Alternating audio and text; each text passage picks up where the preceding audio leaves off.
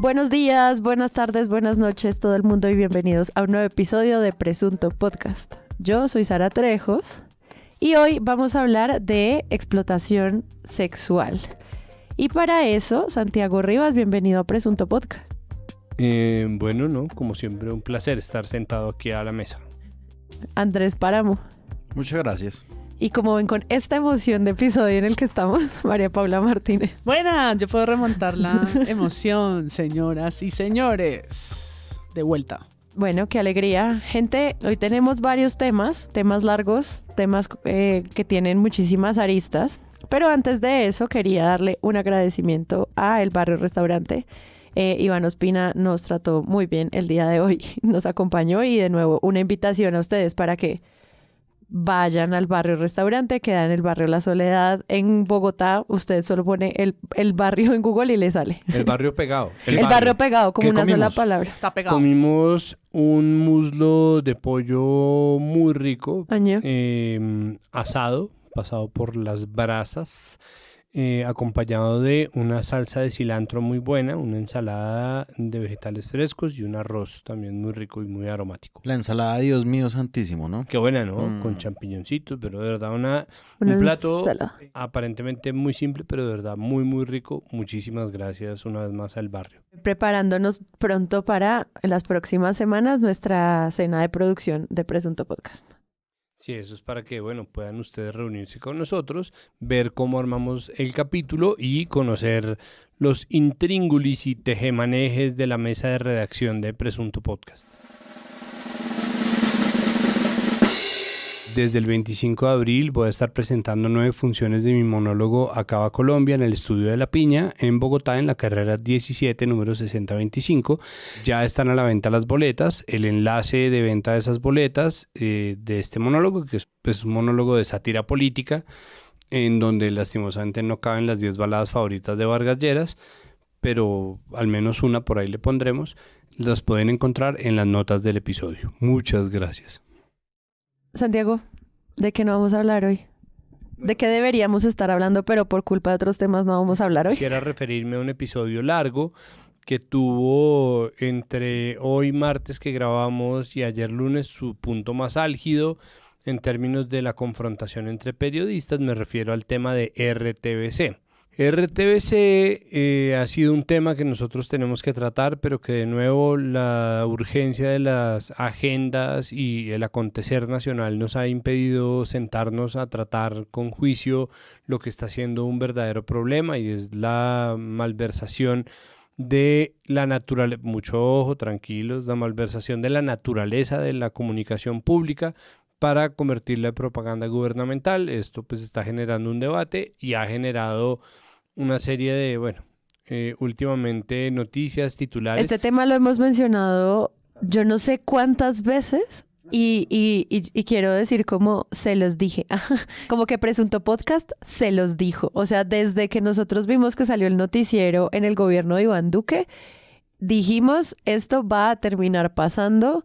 Se va a usar ese noticiero para instrumentalizarlo a la luz de la propaganda y pues digamos que ahora es noticia, escándalo, lo que sea, pero el mismo mecanismo que ya Santiago nos había explicado, sabíamos que esto iba a terminar ocurriendo y lo mencionamos un montón de veces, me acuerdo desde Duque presidente. Claro, pues desde la pelea contra la ley Mintic en noviembre de 2018, todo el problema de los puros criollos en diciembre de 2018, que fue hasta febrero de 2019, más todo el camino hasta la aprobación de la ley Mintic en julio de 2019. Ajá. Y cuando apareció finalmente el noticiero, en donde en algún punto se me interpeló en Twitter diciendo, pero nosotros estamos haciendo un buen trabajo y somos periodistas, y es como, claro, el problema de nuevo siempre serán los medios más que los periodistas. A veces son los periodistas, como lo prueba el episodio pasado de este podcast, pero en el caso específico de los medios, pues es la deuda de prestigio de un canal que decide cambiar la misión de la comunicación pública para trocarlo por una muy distinta. Entonces en estos días ha habido como una especie de enfrentamiento muy claro entre quienes defienden el proyecto de Petro y la presencia de Holman Morris al frente de RTBC, Y quien ha estado más al frente de este cubrimiento ha sido Juan Pablo Calvás, director de Sigue la W, miembro de la mesa de la mañana de la W, un periodista que estuvo además trabajando en Radio Nacional de Colombia, que hace parte de RTBC, y que ha reportado varias cosas, entre ellas pues ha cometido también irresponsabilidades, no me imagino que exclusivamente de él, pero pues él como cabeza visible pues obviamente se ha vuelto la persona a enfocar, como por ejemplo decir que Norida Rodríguez y Jorge Arzuaga son la mafia que manda sobre RTBC, lo cual pues es una irresponsabilidad porque tildar de mafioso a alguien que claro puede estar, no sé, creando una rosca o puede ser arbitrario, caprichoso, puede tener un organigrama libre de meritocracia, es decir, existen muchas maneras de denominar eso, pero en este caso se trata obviamente de una acusación grave que les tocó cambiar ese titular porque nada en el cuerpo de la noticia probaba que lo fuera. Y bueno, en medio de esto mucha gente le está cayendo durísimo a Calvás, pero llama la atención que en días pasados, es decir, entre el lunes y hoy martes, salió una nota de La Nueva Prensa, portal dirigido por Gonzalo Guillén, una nota en donde habla sobre los contratos múltiples que Calvás supuestamente tuvo con RTBC utilizando nombres distintos al de Juan Pablo Calvás y entonces un poco siento Juan Pablo Poveda. No tratan de hacerle un Nayibe, ¿no? Que de aquí en adelante cuando la gente entonces se refiere a Calvás, entonces de manera discriminatoria la bodeguería, Poveda. entonces exacto. Ay, señor Poveda, entonces no es que bueno, entonces el caso es que seguramente en la transición entre cédula y cédula Juan Pablo Calvás, que después sacó un video largo explicando por qué es que se llama Juan Pablo Calvás, pues aparentemente tuvo un montón de contratos, pues una cosa que no prueba nada, que tiene un montón de semanías, ¿no? Como fuentes cercanas a nos contaron, ¿no? Pero nunca quién ni cómo. Salen los papeles de contratos que pues fueron celebrados, que ya se ejecutaron, que no solamente con el objetivo de desacreditar la figura de Juan Pablo Calvás, que pues también, hay que decirlo, sale ileso pues de esta investigación, ¿no? Lo único que le queda pues es el cuento del Poveda, que mucha gente le va a echar, pero pues ningún apellido es deshonra y cada quien además tiene derecho a tener el que se le dé la gana.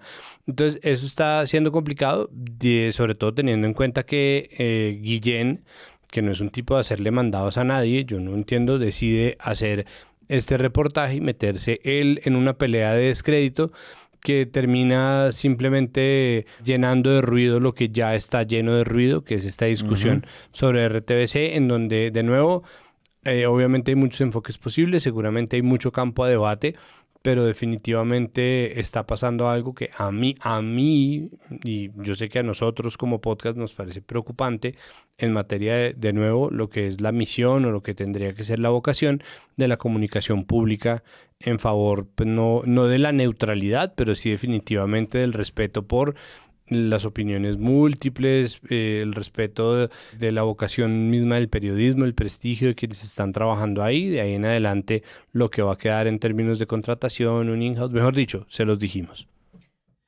Sí, titulares con nepotismo, red de amigos. Eso fue también lo que inundó estos días el cubrimiento de RTBC y bueno, ya lo hablaremos a más profundidad viendo también otros temas como por ejemplo el cubrimiento a la Superintendencia de Salud, que también tiene ahí su paso RTBC.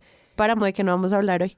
Muy bien, no vamos a hablar tampoco de la intervención que realizó el gobierno a través de la Superintendencia de Salud a la EPS Sanitas. Por ahora esta información es simplemente un boletín, a pesar de que en Twitter pues mucha gente está hablando como de, sí, la intervención del gobierno al sistema de salud, que es básicamente el tema por el cual el gobierno de Petro se ha jugado todo su capital político, que es la reforma a la salud. Es decir, la convicción de que el sistema de salud está muy mal y que este sistema de las EPS tiene que ser reformado a toda costa. Entonces esto coincide, obviamente a las reformas del gobierno no les queda mucho tiempo, a ninguna. Y los medios ya están advirtiendo cuánto tiempo es que le quedan en el Congreso para que puedan salir adelante. Y no, en realidad no es mucho, son más o menos 80 días para que el Congreso decida y mucho sartén por el mango lo tiene la oposición en el Congreso. En fin, este martes 2 de abril en el que estamos haciendo este episodio, la superintendencia intervino a la EPS Sanitas. Esta es una EPS gigantesca. Yo estoy leyendo una noticia de La República en la que hay un recuadro en el que simplemente dicen datos, simplemente digo yo, pero pues sí, dicen datos que son muy elocuentes. Número de afiliados en el contributivo son 4.3 millones de personas, subsidiado 1.4 millones de personas. El total son 5.7 millones de personas y la deuda de la entidad, según la Contraloría, son 2 billones de pesos, es decir, es demasiada plata la que le deben al sistema público de salud. Entonces, pues, obviamente esto va a rondar las salas de redacción, vamos a ver cómo lo cubren, evidentemente si hay como un desmán a la hora de cubrirlo, porque de nuevo coincide con el tiempo récord que tiene el gobierno para poder aprobar su reforma, por la que se ha jugado absolutamente todo. ¿Qué es lo que pasa con ella? Pues bueno. Sí, yo estaba viendo a 4 horas del anuncio de esta noticia en Blue Radio y los argumentos expertos eran, es que con Petro no se puede hablar. Esto que nosotros estamos viviendo es una guerra de opinión. Yo simplemente llamaría a pegarse de gente que realmente sepa. Exacto. Hay expertos acreditados, expertas acreditadas, gente que ha estado en oposición a esta reforma de salud, que como bien lo dice Páramo, ha sido por alguna razón la canasta en donde el gobierno metió todos sus huevos en nombre no sé exactamente de qué, Sin idea. y que ha desatado además ataques en redes, estados financieros de campañas que muestran que entonces una entidad que viene financiada por las EPS le habría pagado, entonces gente que ahora está en el Senado, pero entonces está además la pelea entonces contra Alejandro Gaviria como exministro de Salud, el asunto sobre el modelo neoliberal, la pregunta constante sobre si sí son las EPS el principal problema del modelo de salud colombiano, y el único acuerdo entre todos, y es que el sistema tiene que ser reformado de alguna manera. María Paula, algo de lo que no vayamos a hablar hoy. Sí, hoy no vamos a hablar de Haití, aunque deberíamos.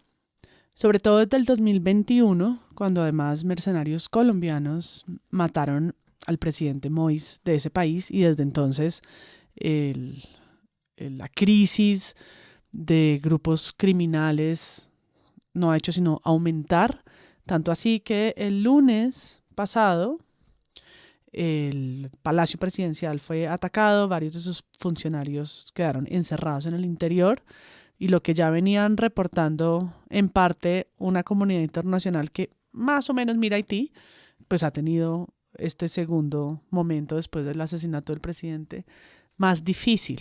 Es uno de los países, si no el más pobre de América Latina, del que los medios de comunicación se ocupan muy poco, a pesar de que esto es el patio de atrás de nosotros. No está lejos, es fácil, comparte la tierra con República Dominicana, está en Centroamérica, pero poco o nada sabemos de lo que ocurre ahí. Y es difícil encontrar información confiable de medios cercanos, tal vez son los internacionales como El País, los que pueden tener un corresponsal y hacer un trabajo de investigación más amplio. Aún así, a pesar de todo lo que está pasando, porque podríamos también estar hablando de Ucrania o por supuesto de Gaza, pero creo que Haití también por una historia de discriminación y de silencio. Y racismo. Y de racismo profundo. Mucho racismo. Sí. Profundo, pues merece que los medios de la región también volteemos, la comunidad internacional, por supuesto, y los gobiernos, y etcétera, etcétera, pero los medios también, pues hagan su tarea de ponerle un poco más el reflector y la lupa a lo que está pasando ahí.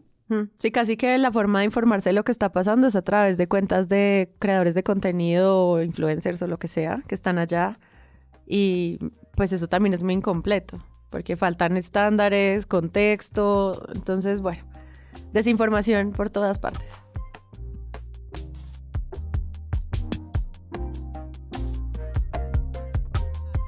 Zapata, ¿qué dicen las autoridades? Muy buenas tardes, yo los saludo desde la Policía Metropolitana del Valle de Aburrá, porque las autoridades avanzan en las investigaciones, porque en las últimas horas fue encontrado un extranjero de 36 años de edad en un hotel del barrio El Poblado de la ciudad de Medellín con 2 menores de 12 y 13 años de edad.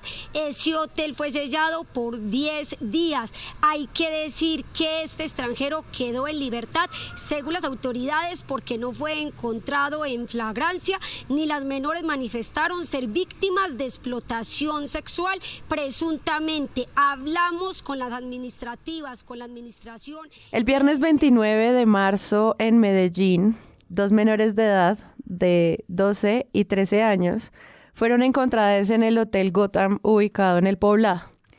estaban en estado de vulnerabilidad y con indicios de haber sido explotadas sexualmente por un ciudadano pedófilo estadounidense. Esto fue noticia durante todo el fin de semana hasta ahora, porque no solamente la denuncia de este acto de explotación sexual pues fue importante para los medios de comunicación y sus portadas, sino también muchísimos otros puntos en relación a entender el contexto de forma más amplia, hacer denuncias y tratar de darle como sentido a qué significa el turismo en Medellín, también a la gentrificación, a también el aumento de visitantes del exterior, también a las políticas de prevención, a la respuesta del gobierno local, a los protocolos de la policía. Esta noticia fue como una gran apertura de discusión a un tema del que todo el mundo ya estaba hablando, pero no había estado en los medios de maneras tan firmes, o al menos desde la Crónica Roja hasta el análisis con expertos sobre la protección de las infancias. De todo, o sea, un cubrimiento amplio, lleno de aristas, de problemas nominales. Y aquí pues vamos a tratar de entender como algunas de estas variables, porque creo que pues un episodio no va a ser suficiente para ver esta situación de lo que ocurre en Medellín. Entonces, ¿por dónde empezamos? Hablemos un poco del caso, específicamente del cubrimiento de este hombre capturado o no capturado, el señor Timothy Livingston, que estuvo en Colombia y ya no, y que también eso fue parte de las noticias. Hablemos un poco de ese caso y luego cómo se fueron ampliando todas estas variables que yo mencioné previamente. La forma más fácil de seguir estos casos que son obviamente noticiosos y que son urgentes, que sacan muchísimos titulares y titulares en redes, tuvo una discusión viva desde el minuto 1. Cuando se reporta esto, es decir, cuando nos enteramos de que esto pasó, es el 30 de marzo, es decir, el Viernes Santo, el Sábado Santo, pero este es un caso que se dio entre el 27 y el 28. Lo primero que pasa es que los medios no dan el nombre de la persona, por ejemplo, no dan el nombre del hotel en el que se encontraban. Y esto de inmediato, y habiendo pasado en Medellín, empieza a compararse, la opinión pública lo empieza a comparar con la aparición del cartel de las fotos de las manifestantes feministas que hicieron daños a infraestructura pública y que cometieron actos de vandalismo y que las pusieron en un cartel de Se Busca como si fueran activas pues, del cartel de Medellín o algún tipo de organización criminal, versus un periodismo noticioso que no es capaz de nombrar el lugar de los hechos, cuyo nombre perfectamente saben, y el nombre de la persona de quien ya se dice que se fue del país, porque para el 30 de marzo ya no estaba el señor Livingston en Colombia, o al menos ya lo habían tenido que soltar de la policía, y explican que lo tuvieron que soltar porque no lo encontraron en flagrancia, es decir, no lo encontraron cometiendo ningún acto específico. Con las manos en la masa. Con las manos en la masa. ¿Cómo se define? Lo cual obviamente suscita una serie de preguntas de inmediato, ¿no? Porque esto pues es cuando se empezó a saber del caso el sábado, pues la gente empezó a preguntarle a los medios como primero, ¿qué hotel es? Segundo, ¿cómo se llama esta persona? Como hay foto, hay documento. Y tercero, ¿cómo puede ser que un adulto con 2 menores de edad en un cuarto de hotel no cuente como un acto sospechoso suficiente para retener a una persona? Es decir, porque entonces con el tiempo el caso empieza a desenvolverse, las críticas del público empiezan a hacer mella en esta, pues en el cubrimiento, en el tratamiento que se le está dando a la como noticia. en la mala práctica policial. Y como en la práctica periodística de no preguntar, porque es que si un periodista está ahí y tiene que cubrir y digamos no está en el Hotel Gotham, puede preguntar el nombre del hotel, pero si está en el Hotel Gotham, ¿por qué no decirlo? Es decir, ¿qué es lo que está pasando? Sobre todo porque es que ese decirlo... ¿Cuál es la reserva? Exacto. Exacto, Sí. ¿Cuál es la reserva? ¿A quién están protegiendo? Entonces, como no se supone que haya nadie del Hotel Gotham pagándole plata por silencio a la prensa, se presume que es un sesgo inconsciente de pacto de silencio, como de protección a quienes se supone que no son responsables. A medida que avanza el caso, pues se van viendo las responsabilidades. Por ejemplo, se reporta que el Hotel Gotham no dejó entrar a Livingston con las 2 niñas a las instalaciones el 27 de marzo, pero tampoco reportó nunca nada, y la excusa que ellos dieron es este señor se aprovechó de nuestro cambio de personal para meter a la gente. Entonces hay los videos de cámaras donde esta persona entra con estos menores de edad sin que pase nada. Entonces la primera fase del caso es esta de no nombramiento, como los problemas nominales, precisamente Sara, que usted escribía, y después empieza una cosa de empezar a cambiar un poco la terminología, aparece finalmente el nombre del hotel, eventualmente aparece la foto de la identificación de Timothy Livingston y empieza a correr por redes la información de forma más rápida, con el susto de que obviamente va y sea otro Timothy Livingston, ¿no? Como empieza obviamente a correr otra vez el contrarrumor de pero si estamos seguros que es esta persona, cómo va la cosa, y después dentro del seguimiento noticioso, entonces empieza el cierre temporal del Hotel Gotham por 10 días, pues que genera indignación general, que incluso Federico Gutiérrez, el alcalde de Medellín, dice que es una sanción ridícula. Y después aparece Federico Gutiérrez, que ama este tipo de puestas en el reflector, a suspender por 6 meses la prostitución y el trabajo sexual en el poblado, en los alrededores del Parque Lleras y en general la zona más turística de este y que ahorita hablamos como de del Medellín. el cubrimiento de Fico específicamente. Creo Estamos que tuvo trabajando por la ciudad. un montón de Y a propuestas grandes de parte de los problemas, medios. medidas radicales, fuertes y contundentes. Nosotros tenemos claro que esta es una de las metas, que es recuperar esta zona de la ciudad sin descuidar las otras. Y por eso quiero anunciar la firma de 2 decretos que tengo en este momento en mis manos que acabo de firmar. El primero es por medio del cual se disponen medidas provisionales para prevenir y mitigar las alteraciones extraordinarias de seguridad relacionadas con la explotación sexual comercial en zonas de Medellín. Lo que hacemos son tomar medidas provisionales para mitigar estas alteraciones extraordinarias de seguridad relacionadas con la explotación sexual a partir de hoy por un término de 6 meses. ¿Qué quiere decir eso? Es decir, esto trajo consigo una mirada posterior sobre el tema macro, que es pues el problema grande de explotación sexual de niños, niñas y adolescentes que está teniendo lugar en Medellín, lo que está ocurriendo en términos de pues un poco también de nuevo se les dijo y entonces empiezan a retrotraerse casos pasados, las noticias en donde se reportaba que aparecían ciudadanos extranjeros emburundangados o intoxicados y que habían sido robados, cuando cogían en flagrancia ahí sí a uno de estos menores de edad que está robando a un extranjero, pero además eso nos echa más para atrás a investigaciones de finales o mediados del año pasado en donde El Espectador, en cabeza de Natalia Herrera, reveló que muchos de estos adultos víctimas aparentes de robo y de atraco y de agresiones por parte de menores de edad en Medellín, a los que se alocaba en grupos criminales, estaban realmente siendo explotadores sexuales de estos mismos menores de edad, y eso trajo el caso de un ciudadano, al menos que yo recuerde ya mismo, un ciudadano americano que era profesor, además en Estados Unidos, y que lo habían traído de vuelta, o sea, lo han apresado por explotación sexual de menores después de haber investigado el caso en donde él había sido inicialmente agredido y atracado en Medellín.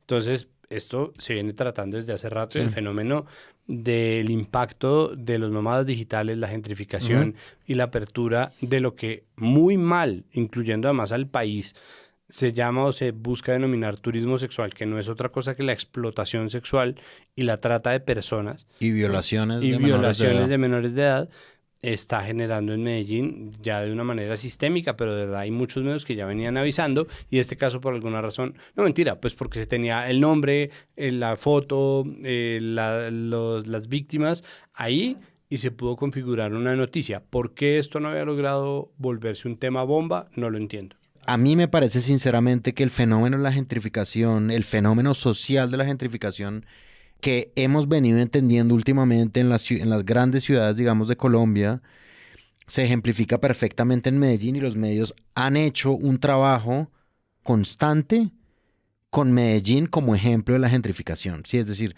no solamente ha tenido como un despliegue mediático, el colombiano hizo como un un pequeño documental sobre la gentrificación en Medellín. La revista Cambio también lo hizo. Hay una canción de Alcolíricos, que es la banda de rap más famosa de Medellín, que se llama Medellificación. Y ahí ¿sí? lo dicen.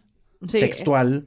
Sí, todo está muy caro. El ¿no? Armadillo Como... incluso se ganó un premio nacional de periodismo con una investigación sobre gentrificación. Exacto. Tuve la oportunidad de ir a Medellín hace muy poco y un profesor de la Escuela de Ingenieros me explicaba cómo han venido unos nómadas digitales más o menos a tomarse la ciudad, ¿sí? Como han venido unos nómadas digitales que pagan arriendos más caros y que desplazan a la gente que tradicionalmente han vivido en ciertos barrios. Yo quiero referirme, aparte pues del fenómeno social, ha sido descrito varias veces, pero recientemente, y yo no sé si coincidencialmente, o sea, a veces en el periodismo pasa eso, que coincidencialmente lo hacen justo antes de una gran noticia, pero los huevos revueltos con política de Tatiana Duque bautizaron un episodio de la Semana Santa llamado, pues en medio de la Semana Santa llamado Living in Medellín, en la que ella entrevista a un periodista que vive en Medellín y que le está empezando a contar cosas, como por ejemplo, hasta ahora existe la Secretaría de Turismo en Medellín. El problema social que existe allá se refleja un poco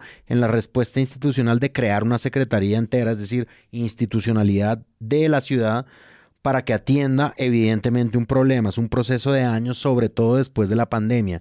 Ella le pregunta a la alcaldía qué hace y él le responde: la pasada, es decir, la de Quinterito, vio como positivo apostarle a eventos promocionales de la ciudad como marca, ¿sí? Es decir, como destino. ¿Y qué estrategia está montando el alcalde Federico Gutiérrez para acomodarse a esta nueva realidad turística? Sí, lo primero que hay que decir es que en la campaña por la alcaldía este tema no salió a flote, no se tocó, pero desde que comenzó su gobierno Fico lo ha priorizado. El alcalde se ha acercado a este fenómeno por el lado de la explotación sexual, el orden público y el cumplimiento de la regulación turística. Su bandera quizá ha sido evitar que los extranjeros vengan a la ciudad a explotar sexualmente a menores de edad y a otras personas. Pero lo que ha dicho Fico Tatiana es que no solo quiere concentrarse en este frente, sino también busca poner en cintura las rentas cortas, los famosos arriendos o alquileres de un mes o de menos tiempo para turistas que siguen creciendo en comunas como El Poblado y Laureles. Para prestar este servicio se necesitan ciertos permisos, certificaciones, registros de turismo que muchas veces la gente pasa de agache, y justo esto impide los controles y la trazabilidad de muchísimas operaciones. Entonces lo que dice Fico es que él quiere que el turismo siga creciendo, que la gente nos siga visitando, pero que haya orden en la casa. El sheriff de la ciudad me llama mucho. Es un tema que evidentemente tiene a Medellín sitiada, y pues sí, siempre sale a flote el término turismo sexual, ¿no? Como últimamente, digamos, como una categoría, llamémosla sociológica, de describir una especie de ciudad que se transforma también, por ejemplo, en el término burdel, el burdel a cielo abierto, que también fue como una expresión que trató María Jimena Duzán en un podcast en el que entrevistó a Ana Cristina Restrepo, que es una periodista que pues vive en Medellín y que trabaja para Blue Radio. Pero sí, como que ha sido un tema, y digamos que a mí me parece que sinceramente el tema estalló en la alcaldía de Federico Gutiérrez, o sea, se venía cocinando, y yo creo que los medios ya no van a soltar este tema de Federico Gutiérrez bajo la alcaldía de él. Por culpa de Páramo estoy tarareando Alcolíricos, que dice que es una magnífica xenofobia canción. selectiva, turismo sexual. Este es un tema, y esa frase, el prostíbulo a cielo abierto más grande de la ciudad, en el que compiten dolorosamente Cartagena y Medellín, es un tema mediático ya recurrente. Yo creo que está bien que sea en esta alcaldía donde se volteen todos los reflectores, no porque sea Federico Gutiérrez, sino porque la situación necesita Lo amerita, sí. toda esa atención. En retrospectiva, y aprovechando un comunicado que llegó del avispero, el cubrimiento pues de día a día es difícil de medir, porque hoy uno encuentra noticias pues de todos los días. Fue tardío, no el cubrimiento, la atención. El avispero dice: la alcaldía de Medellín y la Secretaría de la Mujer se demoraron más de 40 horas en responder a los hechos. Y pues tanto así que cuando hablamos de esto, el man ya no estaba en Bogotá, en Medellín, en Colombia. Y lo menciono porque pues a los medios les tocó cubrir esto con la información como a cuentagotas que se nota les suministraron al principio. Claro. Y que hoy, martes, cuando estamos grabando, cuando ya incluso una de las menores entregó su celular, hoy podemos saber, gracias a los medios y a una nota y a un artículo del periódico El Tiempo con mucho detalle, y reveló, como asuntos de la investigación que no conocíamos. De la unidad investigativa, sí. El Tiempo hoy pudo decir, en el cuarto encontraron 5 condones usados, rastros de tusi. Sí, hoy ya pueden decir, ¿cómo así que no estaba en flagrancia? ¿Cómo así que no sabían? ¿Cómo así que no? ¿Cuál es el concepto de flagrancia para la policía? Sí. También pudieron decir que la escena fue limpiada, que las personas del hotel limpiaron, borrando evidencia sensible, que la policía dejó el cuarto sin llevarse esta evidencia. Es decir, un montón de hechos que me parece que son preguntas periodísticas muy importantes, ¿no? Que hay que hacer a la policía, a quienes están investigando ahora la policía, porque se abrieron procesos judiciales en contra de ellos, a los protocolos mismos del hotel, a las medidas de emergencia que lanzó la alcaldía diciendo pues que la rumba iba hasta más temprano, solamente hasta la 1 de la mañana, que había una restricción para el ejercicio del trabajo sexual, oferta y demanda, y la penalidad al hotel por 10 días, ¿no? Que el hotel fue clausurado por 10 días. Hoy, con todos esos elementos que reveló una investigación de periodistas del Tiempo, pues se pueden hacer muchas más preguntas a eso que ha sido ampliamente cubierto, porque pues le han dado eco a Federico Gutiérrez, ¿no? A todo lo que dijo y todas las promesas en una suerte de show mediático que él sabe hacer muy bien, ¿no? Que es hablar de lo vamos a hacer y nuestros niños y nuestras niñas van a estar protegidas, ¿no? Como con esta vehemencia, cuando pues creo que hay todavía muchos cabos sueltos. Y lo último que quería decir es que en general, cuando uno revisa todas las noticias, así como en cascada que salen de esto, hay una, creo yo, combinación muy errada del trabajo sexual y la explotación sexual de niños, niñas y adolescentes. ¿Sí? No son lo mismo, estamos hablando de menores de edad, y hoy casi que le preguntaban por las menores de edad a personas que ejercen el trabajo sexual adulto. Y no es igual. Si no son las mismas personas, no se pueden confundir, no se pueden mezclar, no se pueden combinar los términos. Uno es un delito.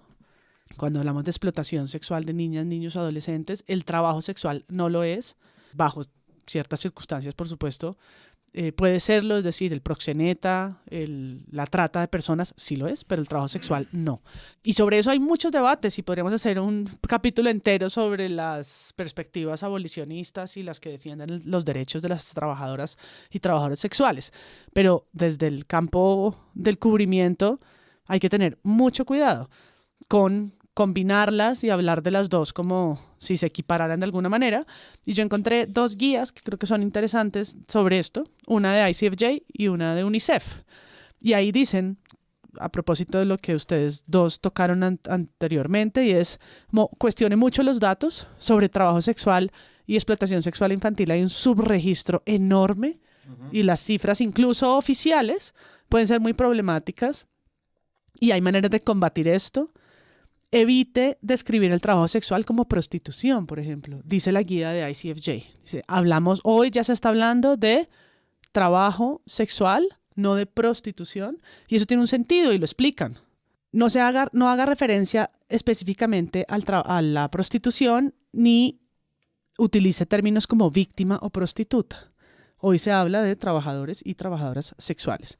Y en la guía de UNICEF, que también habla sobre el uso del lenguaje y se dirige específicamente a los medios, que son pues los encargados de un poco de configurar estos marcos de sentido, recomienda, dice, utilizar abuso sexual contra niñas, niños y adolescentes y no, por ejemplo, abuso sexual infantil.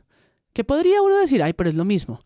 Y acá hacen un reparo y dicen, no, cuando usted califica de abuso infantil, sugiere un poco en el imaginario de la gente que es una conducta infantil o una cosa de niños. Uh-huh. Sí, cuando uno dice es un abuso como infantil, un comportamiento infantil, cuando es un abuso sexual contra niños, niñas y adolescentes, pues tiene otro sentido o hace alusión pues al delito que quiere nombrar.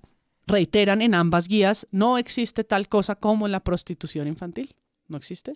Existe la explotación sexual, cuando una persona menor de 18 años es obligada a sostener cualquier tipo de relación o situación que ponga o vulnere sus derechos, y es inadecuado hablar también de turismo sexual infantil. Y este tipo de reflexiones sobre el uso del lenguaje, sobre las narrativas revictimizantes, creo que en los medios poco lugar tienen, ¿no? Y lo último es que pues todas estas guías dicen o hablan de las fuentes oficiales, que normalmente se usan los datos de la policía o las voces de la policía, y hacen un llamado a la academia, expertos, ONGs, fundaciones donde trabajan personas que han ejercido el trabajo sexual, porque se necesita diversificar eso. Y lo hicieron, creo que de manera interesante en Caracol, entrevistando a Valentina Liscano, o el seudónimo Valentina Liscano, que es la líder de las trabajadoras sexuales en Medellín. Y le dieron una entrevista muy tranquila y muy sensata, haciéndole preguntas sobre cómo funciona el trabajo sexual en Medellín, cuál era su perspectiva. Es una organización que tiene relación con Asobares, que tiene medidas calculadas, las calles del Parque Lleras y del Parque El Poblado, las personas que están ahí, ¿no? Que para mí fue muy interesante escuchar todo eso, una persona que dijo además no suele ser entrevistada. Valentina, la alcaldía dice que toma esta decisión para proteger a los menores que están siendo víctimas de explotación sexual. Usted dice que esta no es una medida que funcione, que es irrisoria, que seguramente en 2 semanas volverá la prostitución a esta zona del barrio El Poblado. ¿Qué propuesta le tienen ustedes a la alcaldía para contrarrestar precisamente esa explotación que es evidente y que lamentablemente estamos registrando tan duramente aquí en Medellín? Pues en este momento lo que yo podría proponer es, el día de ayer hicimos un mapeo en el Parque Lleras, todavía existen menores de edad en el Parque Lleras. Vimos alrededor de 8 o 10 mujeres menores de edad en el Parque Lleras el día de ayer.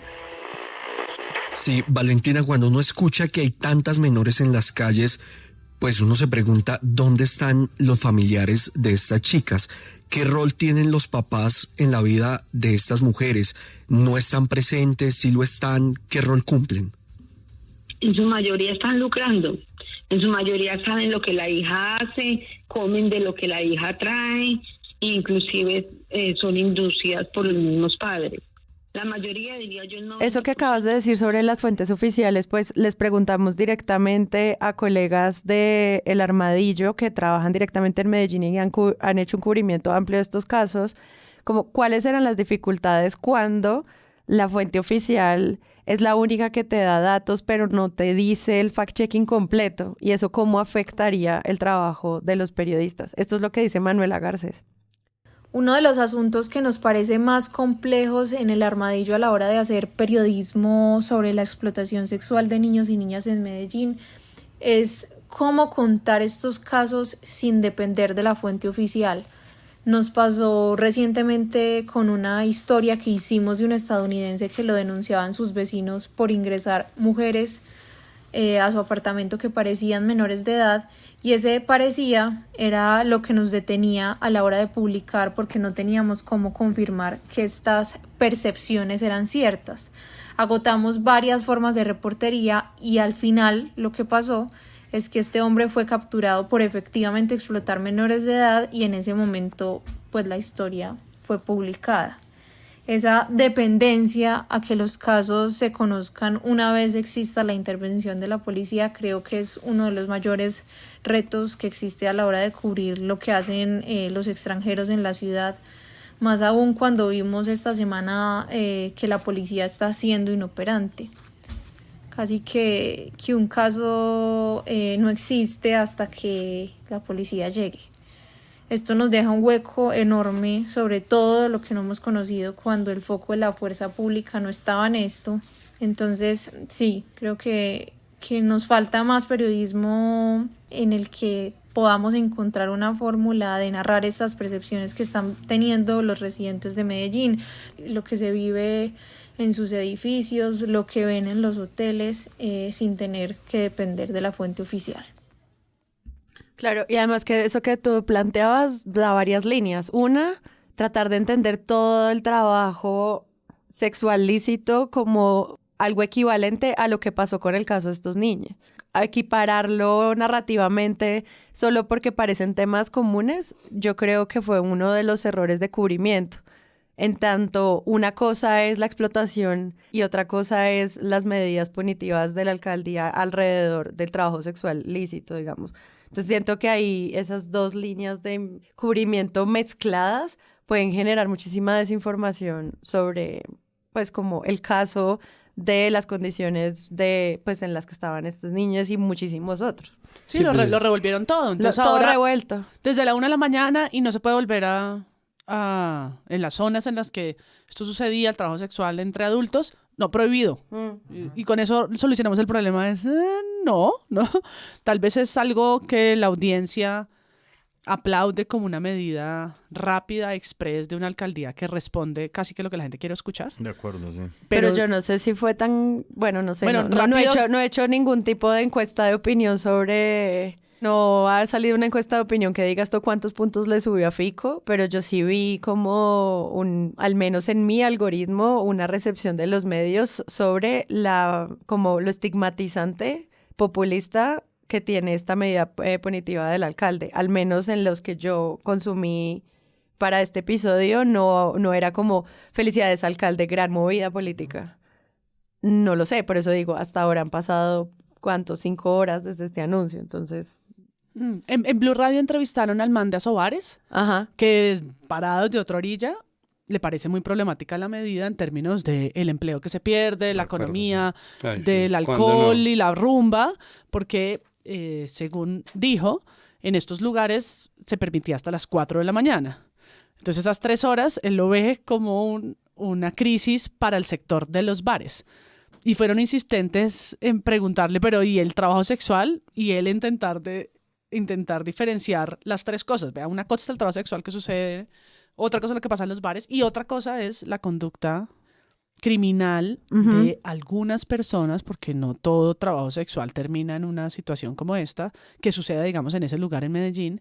Y él intentaba, un poco sin éxito, salir bien librado de la entrevista en la que pretendían responsabilizar el alcohol, el ser extranjero del alcohol, la rumba y el trabajo sexual como un asunto que no siempre va conectado y evitando el primer eslabón, que es estar de fiesta. Entonces todo lo demás va a evitarse. No, y también no va a pasar así. Y además solo decir que las visitas de los extranjeros son las únicas responsables de la explotación sexual en Medellín, también empieza a desconocer otras muchísimas variables desde muchísimos otros actores locales. Pues es que lo que se pide aquí es que los medios en general tengan muy en cuenta las muchísimas capas, lo muy complejo que es este problema y sobre todo lo sistémico que es este problema. Como que nosotros en general en Colombia tenemos primero unos niveles de vulnerabilidad gigantes en entornos no solamente de muchísima desigualdad, que ya es bastante, de gran empobrecimiento colectivo, sino también de muchísima violencia, que somos un país sumamente sexista, en donde los sistemas más victimizantes de desigualdad y los lugares de mayor violencia terminan ensañándose el doble contra las mujeres y contra niñas, niños y adolescentes.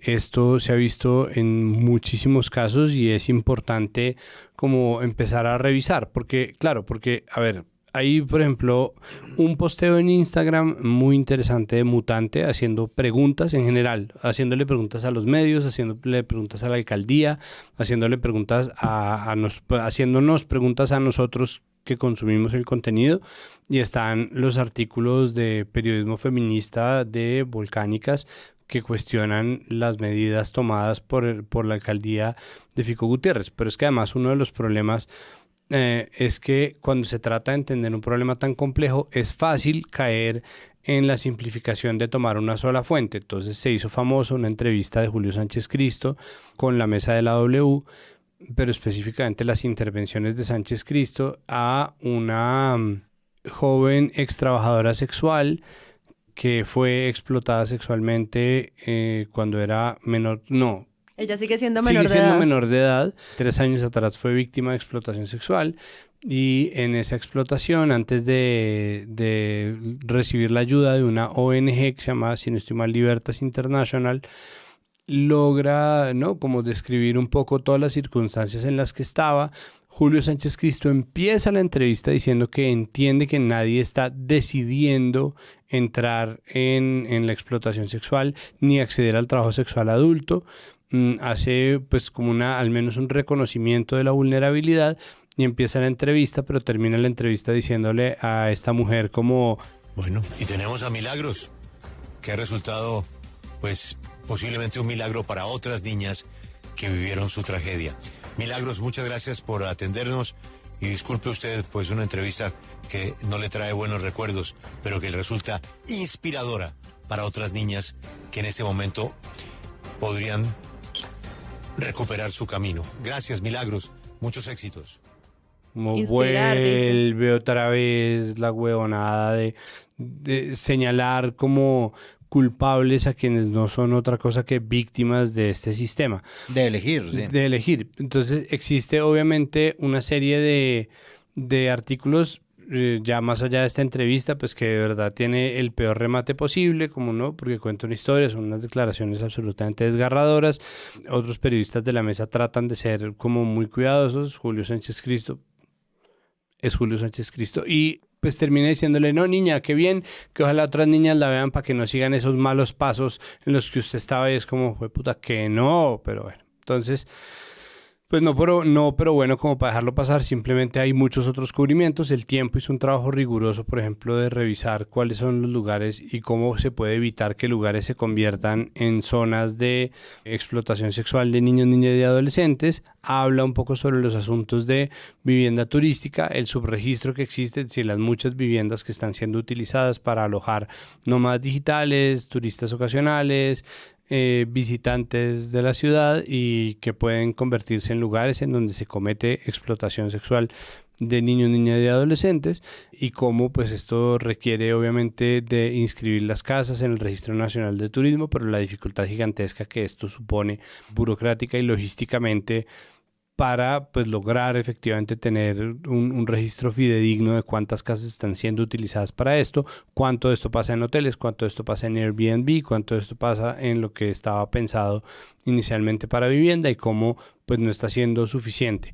Está el asunto del vacío de la justicia y están las declaraciones. Y entonces el problema con las declaraciones y con el cubrimiento que se hace de Fico Gutiérrez y de otras personas es que de nuevo, como se trata de un problema de gran complejidad, cualquier simplificación o cualquier omisión puede convertir a cualquiera de las otras capas entrelazadas de problemas acá en chivos expiatorios. Entonces, a medida que uno va leyendo los cubrimientos en El Tiempo, en Infobae, que entonces El País, incluso nuestros amigos del País, Chapinero, Teusaquillo, caen en la categoría de decir turismo sexual, que de plano pues es un problema porque pues el turismo es una actividad no solamente legítima, sino muchas veces un refugio económico de los países, y turismo sexual es una categoría que, tirada a la ligera, que siempre lo está, termina banalizando lo que es un problema sistémico de explotación de la vulnerabilidad de familias enteras, porque pues son familias enteras las que terminan metidas en esto. Entonces,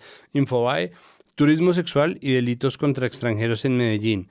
Esta es la estrategia de Federico Gutiérrez para atacarlos. Entonces utiliza la categoría turismo sexual cuando se trata de explotación sexual de menores, pero además la equipara a los delitos contra extranjeros en Medellín, muchos de los cuales son perpetradores o participantes de este sistema gigante de explotación sexual. Es decir, está tratando de, o sea, desde el título empieza a enredarse con lo que son dos problemas que no son... O sea, no son menos problemas, pero definitivamente no son equiparables, mal denominados, que están metidos en un nudo que definitivamente no queda donde está mirando, en este caso, Michelle Figueroa. Entonces me parece que desde el título existe un descache porque se está tratando de solucionar un problema de inseguridad, que pues, obviamente es un problema, pero que viene de la mano con un problema mucho más grande que de nuevo no se llama turismo sexual. Es que lo que yo siento con el cubrimiento que se centra como en echar culpas, pues que obviamente está en el terreno de la opinión y eso está bien, es que echar culpas no son datos. Claro, ni hace un mapa completo, porque uno puede tener 1000 opiniones, pero pues hay datos que corroboran hasta qué punto de verdad son muchos elementos los que entran a jugar acá. Claro, y entonces ahí entre esos elementos, por ejemplo, yo vi como al menos un llamado al entendimiento de las leyes que podrían proteger a estas personas y a estos niños. Entonces, pues no sé, es como, miren, las leyes que tenemos para esto son del 2009 y el mundo cambió. Eso que tú mencionabas del aumento y pues lo que mencionaba Páramo al comienzo de la gentrificación y el aumento de viviendas para alquiler como Airbnbs y hoteles y que no se pueden rastrear, es un reto para los periodistas también. Y pensar que estas leyes del 2009 van a proteger de alguna manera como esta situación, es como, bueno, es un llamado al replanteamiento, no solo echarle la culpa a los malos, como tú decías, porque es que en serio, desde el periodismo echar culpas no sirve para informar. De nuevo, porque empieza a desconocer todas las variables. Entonces, más bien cuando yo veo, no sé, por ejemplo, el informe de Volcánicas de María Fernanda Fitzgerald, donde ella enumera como cuáles son esos vacíos legales en donde desde Migración Colombia hay que hacer cambios, o desde la misma forma en la que se regulan estos espacios turísticos hay que hacer cambios, pues digo, bueno, acá ya hay una información nueva que no es simplemente decir, no, pues de malas hay un montón de gente mala. Yo creo que como que una parte es eso, es decir, como bríndenos por favor los contextos de lo que podría pasar acá en estos hechos que acaban de pasar. Es decir, el artículo de María Fernanda Fitzgerald es muy completo, hay una multiplicidad de fuentes que es una cosa que se agradece hoy en día en el periodismo, pese a que sea un requisito casi siempre para que se haga. Pero, por ejemplo, ella habla de un protocolo. El protocolo normal de la Fiscalía y el ICBF es actuar para restablecer los derechos de las víctimas. Y las víctimas son estos menores de edad que fueron encontrados con este gringo dentro de un hotel, prácticamente en flagrancia. La policía, al parecer, no entendió qué es lo que es flagrancia. Y eso significa que acogerla, apartarla de la situación de peligro, brindarle refugio y recursos de formación. Al mismo tiempo, a mí me parece que este artículo como que tiene un montón de cosas que es una aclaración y una diferencia legal entre lo que es el trabajo sexual y la explotación sexual. Y en un sentido, frente a la medida de Federico Gutiérrez, que de verdad a mí me parece que la burla que hacen en Blue Radio, en esta cosa que se llama Vox Populi, lo de estamos trabajando por la ciudad, es verdad, porque la medida, dice como una experta que entrevista a María Fernanda Fitzgerald, es la medida ataca a las trabajadoras sexuales con condiciones de vida precaria en la ciudad. Es decir, la medida que él dice de su suspende, pues es real, es decir, él la suspende. Pero no ataca, dice la experta, a quienes ejercen el trabajo sexual desde plataformas o a quienes ofrecen servicios como dama de compañía por páginas, ni mucho menos a las redes de trata. Esto entra en comunión un poco con una opinión que da Juan Carlos Rincón, informada me parece a mí. Él dice cerrar los locales a la 1 de la mañana y suspender la prostitución no hacen mella en la explotación sexual infantil, pero son visibles para la gente del común. El mensaje es, la alcaldía hace algo, estamos trabajando por la ciudad.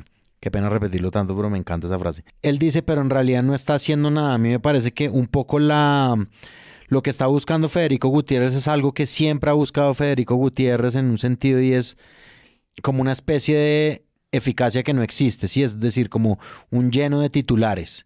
Y los medios se prestan mucho para eso, para darle una vocería. Pero pues para eso está exactamente este tipo de visiones críticas. Yo creo que sí hay una cosa que el periodismo a veces nos dice sin decirnos, pero que de todas formas nos dice cuando uno empieza como a leer uno tras otro los artículos que se han hecho sobre este tema de la explotación sexual en Medellín. Yo me encontré con un artículo de Publímetro de hace un tiempo, más o menos como un mes, y se llama Entre el robo a extranjeros y la explotación sexual. Menor de edad fue detenida en Medellín por robar y drogar a un turista. A mí me pareció que en este artículo ellos describen simplemente lo que sucedió, pero dicen, capturan a la menor en flagrancia. Y yo pienso, ahí sí, en flagrancia. Esa sí es flagrancia. Esto es lo que nos están diciendo los medios de comunicación, si uno los lee como meses después, pero sí hay una realidad ahí impresionante, y es esta confabulación que existe a favor de los extranjeros y en perjuicio absolutamente de las víctimas que existen acá. Evidentemente yo creo que la persona que drogan pues es una víctima también, y el artículo de Publímetro es muy bueno en balancear que, claro, en Medellín sucede esto al mismo tiempo que sucede una gran explotación infantil, pero a mí sí me impresiona que las autoridades de este país, tan sagradas y tan como puestas en un pedestal, actúen de una manera frente a sus connacionales menores de edad y de otra frente a extranjeros, que es una cosa pues normal acá. Y también lo explicaba así el artículo de Fitzgerald, que tiene un subtítulo que dice, este es un delito que no se entiende. Sí. Y la pregunta es, ¿qué están haciendo los medios para entenderlo mejor y para tratar de explicárselo a sus audiencias un tris mejor de lo que a veces el registro de una noticia o de un hecho, que puede ser un feminicidio como el de Valentina Tres Palacios, que también involucró a un extranjero, un asunto de robo y de delincuencia y un asunto como este que tiene que ver con un delito contra una población especialmente protegida como son las niñas, los niños y los adolescentes. Y sobre eso repara precisamente El Armadillo, que es un medio independiente al que creo que hay que también seguir y voltear a mirar, leer, conocer. Si no lo hacen, vayan y busquen elarmadillo.com, porque desde Medellín, conociendo y teniendo en su equipo a personas que cubren los distintos lugares de la ciudad, que en el día a día hacen investigaciones sobre esto y que lo llevan haciendo de un tiempo atrás, pues reflexionan sobre qué tanto las salas de redacción se han detenido a pensar cuáles son las características de ese delito, cuáles son las dinámicas de trata y grupos ilegales que hay en Medellín, que seguro existen, si estas medidas Bukele de Fico tienen, ¿no? o cuál es la reacción que tienen en la gente. Bukelico, ¿y por qué? Porque entonces, pues, las prohibiciones, y eso versus las cifras que vamos a empezar a tener por los próximos, 6 meses de la medida que son, y cuestionar una y otra vez a las fuentes oficiales. O sea, la policía, es una vergüenza lo que sucedió. Ni siquiera en flagrancia o no. Increíble.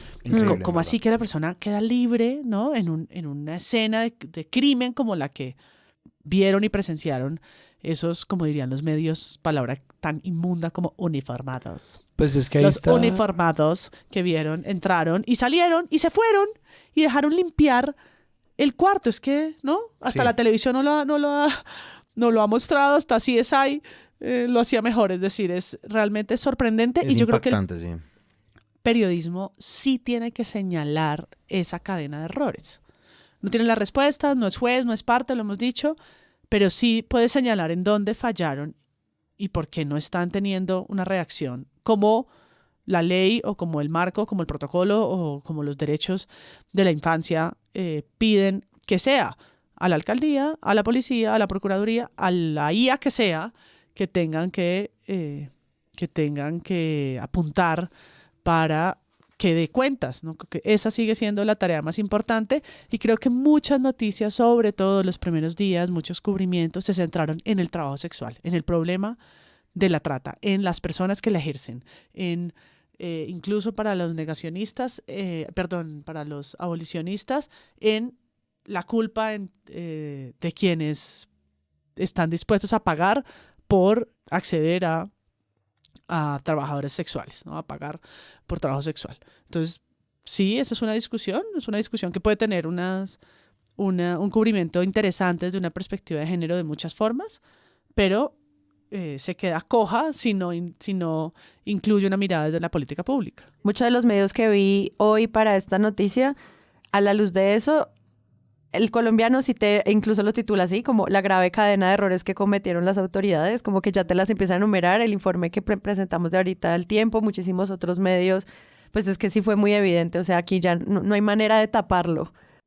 Pues, ¿qué es lo que dice? O preguntarse qué es lo que dice el Código de Policía. Ajá. Y es un problema porque el Código de Policía es uno de los tantísimos documentos que sacamos en este país, afiebrados los documentos que la gente no se lee, y mucho menos los periodistas, que es la que contiene, o es el documento que contiene precisamente todos estos vacíos, lo que permite o no saber si se atrapa a alguien en flagrancia, si esa es suficiente, cuántas pruebas, cuánto tiempo tienen para conseguir las pruebas, pero además qué es lo que está configurándose como delito, qué puede entenderse como parte de la participación en la explotación sexual.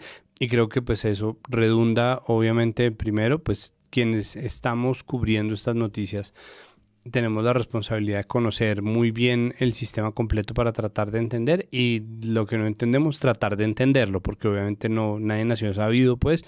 Pero además de eso, el enfoque de género, no solamente en las salas de redacción que están tratando este problema, en quienes están escribiendo esas leyes, porque una escritura, es decir, exigirlo desde acá, de nuevo, eso no es exactamente la labor de los medios, pero al mismo tiempo sí, porque parte del contrapeso del poder no tiene que venir en la urgencia, ni en la peleadera, ni en la crispación, sino en la posibilidad de denominar las cosas por su nombre, señalar dónde están los errores en el mapa. Y pues ahí vuelvo yo al posteo de Mutante, que empieza con la pregunta que precisamente enmarca esta parte de nuestra conversación, que ¿es insuficiente nuestra justicia en casos de explotación sexual?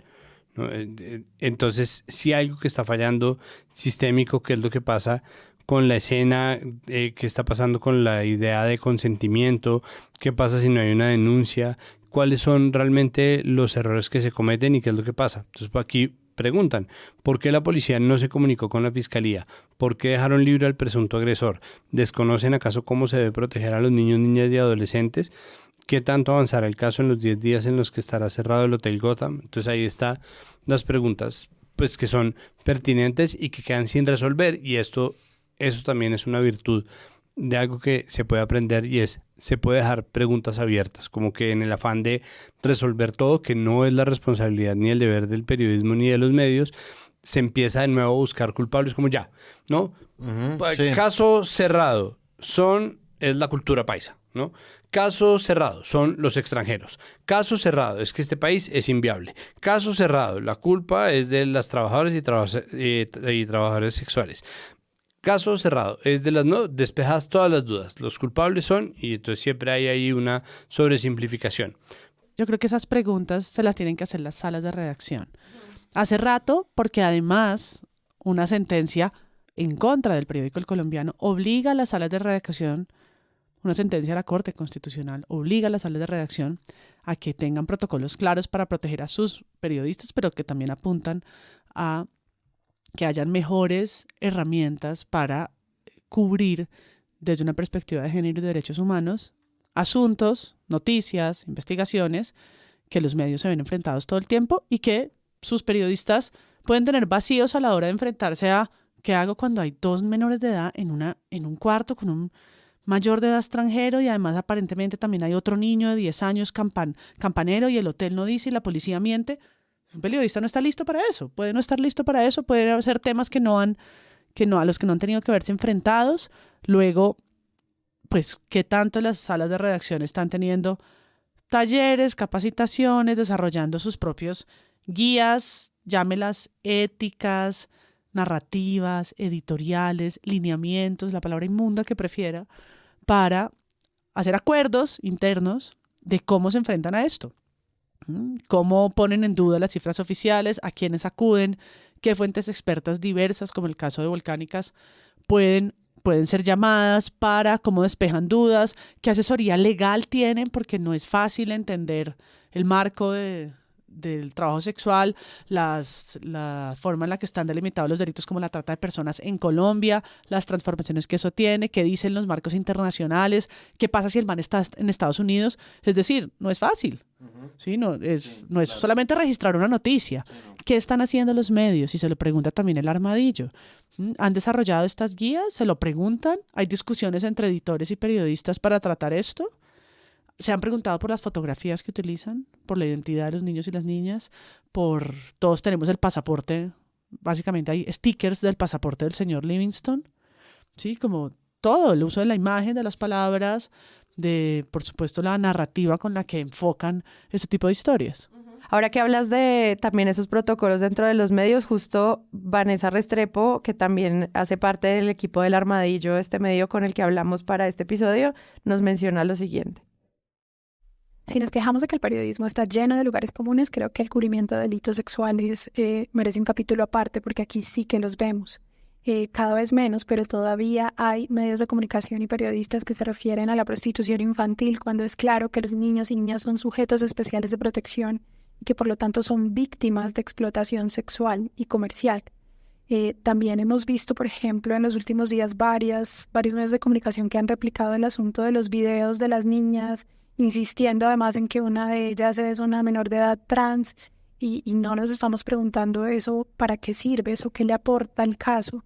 Estamos desviando el foco del victimario y de la responsabilidad de las autoridades simplemente por el morbo de decir, tenemos las imágenes, son menores de edad, son sujetos especiales de protección y creo que eso no se nos puede pasar por alto.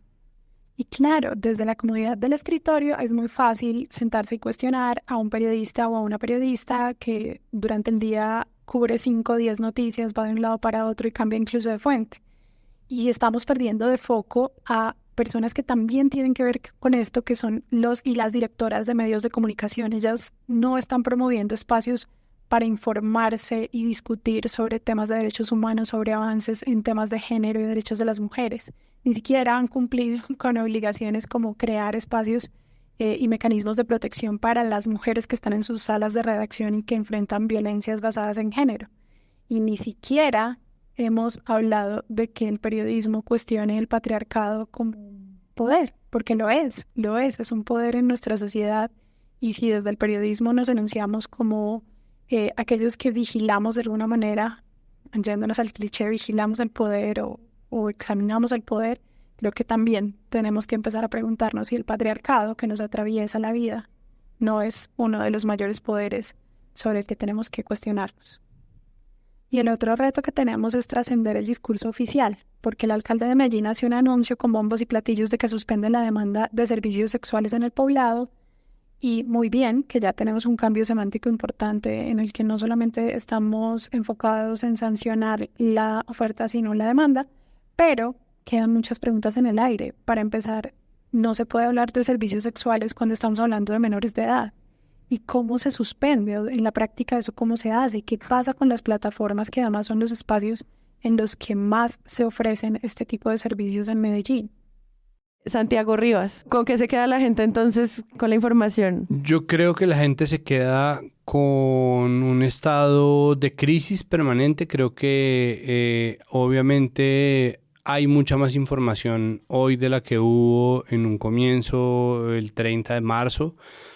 Seguramente va a haber más y más. Creo que lo que pasa es que la gente se queda con muchísimo ruido en la cabeza porque no queda claro qué de todo es lo relevante o qué es más relevante. Entonces creo que vale la pena de nuevo pedir o rogar pues para que exista un discernimiento más claro por parte de los medios en general a la hora de plantear el mapa de lo que nos trajo a circunstancias de este estilo, ¿no? Porque creo que hay más información, ¿no? El problema de la gentrificación, lo que está pasando con los nómadas digitales, la precisión en los términos, mal que bien, creo que se ha hecho énfasis en eso, la viabilidad o no de las medidas tomadas por la alcaldía de Federico Gutiérrez, más los vacíos en la justicia colombiana.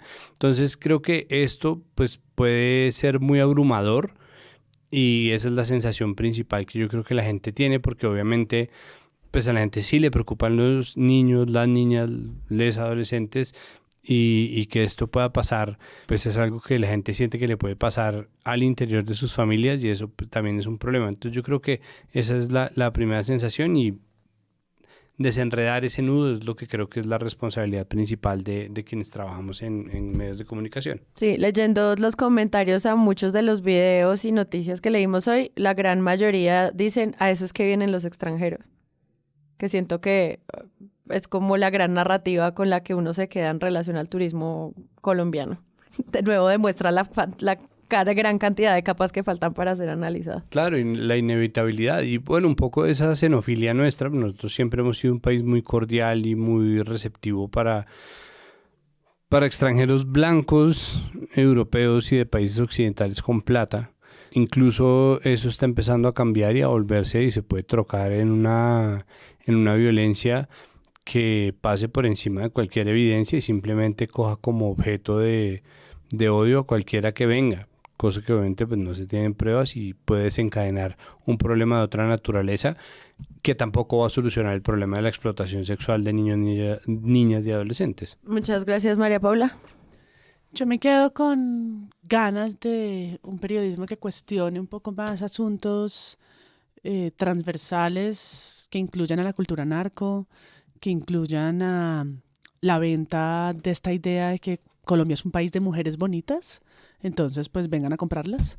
Pues, el país de la belleza. El país de la belleza, pero es muy, muy anterior a esto, ¿sí? Como Colombia es un país de café y mujeres bonitas, y tiene sus peores versiones en algunas ciudades, y que no solo sea la lupa de un medio internacional que viene a hacer un gran reportaje, un gran documental, esto ya está pasando y son grandes piezas, pero creo que el periodismo nacional y y mirando mucho lo que está haciendo el periodismo local, tendría que estar haciendo un ejercicio de veeduría fundamental para que esto, creo que empiece a entenderse mejor, y yo creo que sí tiene un efecto en la ciudadanía, en las personas que viven en Medellín o en Cartagena y en todos, al final, y todas que estamos igual en otras ciudades, y es como tratar de quitar esa mirada tan reduccionista sobre el trabajo sexual, sobre lo que le pasa a los niños y las niñas o a las mujeres migrantes, por ejemplo, porque eso tiene capas y capas de discriminación.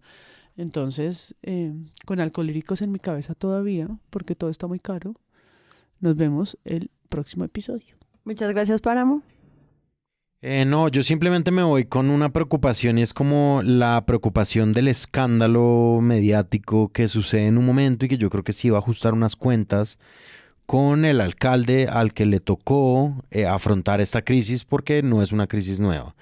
En ese sentido, yo lo que estaría pensando es que el periodismo se ocupe también del nivel nacional, ¿no? Es decir, de lo que pasa más allá del escándalo y de lo que pasa más allá de la ciudad que es ejemplo de la gentrificación como concepto.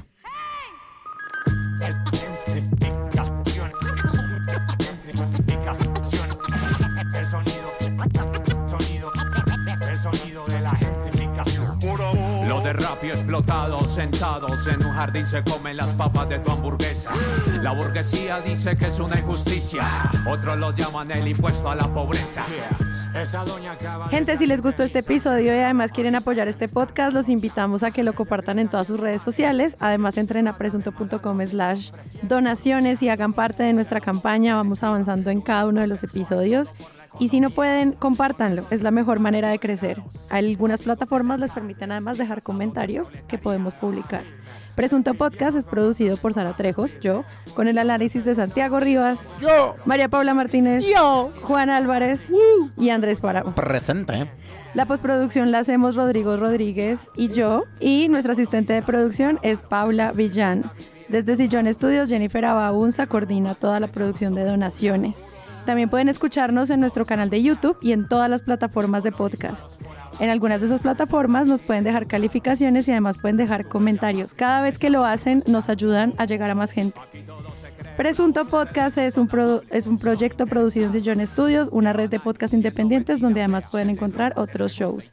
Gracias a ustedes por escucharnos y la próxima semana esperen un nuevo episodio. Luego publicas un vídeo llorando y lástima que la disculpa no se haga viral como la cagada. Somos demasiado complacientes. Aquí no hay habitantes solo.